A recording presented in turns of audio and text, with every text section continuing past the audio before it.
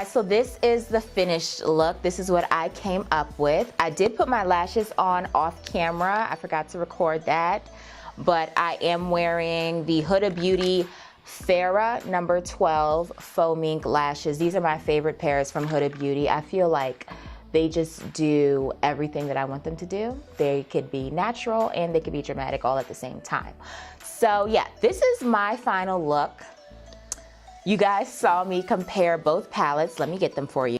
So at the end of the day, on this side, I am wearing the old Huda Beauty Rose Gold palette. This is the first edition.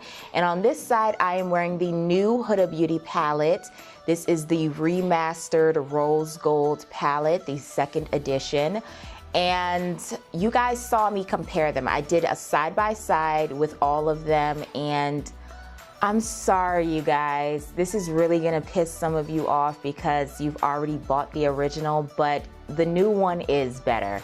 Like, it's significantly better. Everything that I wanted this palette to do, this one does it. I have zero complaints from this palette. I think some people said that it has a lot of fallout. It does not have a lot of fallout. It has some fallout, like it doesn't have subculture fallout. It's not subculturing. We just made that a verb. It's happening. Webster's needs to take note of that. It is a normal amount of fallout in my opinion. It's not anything dramatic or what I wouldn't expect from an eyeshadow palette. I think that this palette blends out beautifully. This blends it out very well also. The only tough part was actually getting the color onto the brush, which was almost impossible. For the matte shades, it happened, but for these duochromes, it wouldn't work. I had to use my finger. So this works with your fingers, with brushes, wet, dry, anything and everything. This new remastered palette blows this one out the water. I'm really sorry, you guys. If you have this palette and you know another $65 spent is not in your budget, then you'll be fine. You're just gonna have to, you know, put in a little extra work to get this palette to do what you want it to do. And I mean, at the end of the day, it's still not gonna do what this palette does. So you'll be fine with this one if you already have it, but if you genuinely love this one and you just wanted it to be better, you gotta get it. You gotta get the new remastered palette. I'm really in love with it. The packaging is beautiful, but this packaging is even more beautiful. It has a mirror.